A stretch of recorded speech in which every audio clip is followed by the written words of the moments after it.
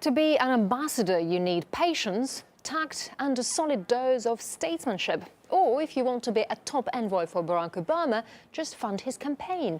Embarrassingly for the US president, his election bankrollers now outnumber career diplomats, but some have never even set foot in the countries they're supposed to serve in, as Gayane Chichakyan reports.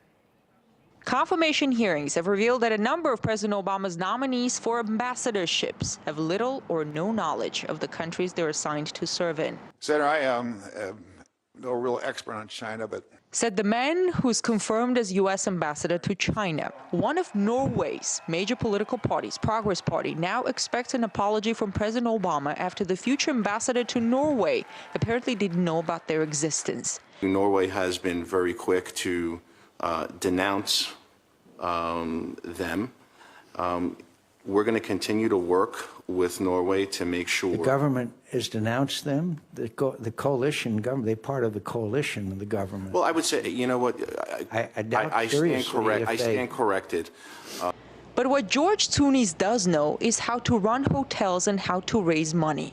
He has reportedly bundled or contributed more than $1.3 million for President Obama's election campaign. He's not alone.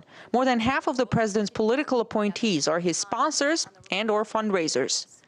The reported quote-unquote price paid by his donors for ambassadorships stands at nearly $2 million. To those concerned about the qualifications of its nominees, the White House has a diplomatic answer.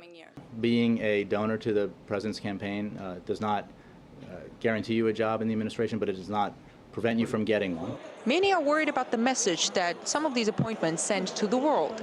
The structure reinforces the perception that the Americans are not listening to their counterparts because the policies are made in Washington, and the people who are delivering that policy really are instructed to deliver, and what they're getting back isn't going to have any input whatsoever into the decision-making process.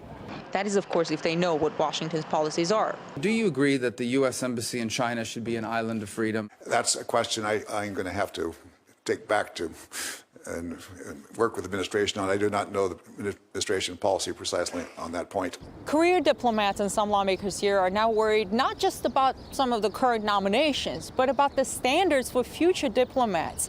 They don't want the message to be, oh, you don't have to be an expert on the country where you're going to serve on behalf of your government. And then there's the broader question, what kind of diplomacy can you expect from such diplomats? In Washington, I'm Gayane Chichakyan, RT.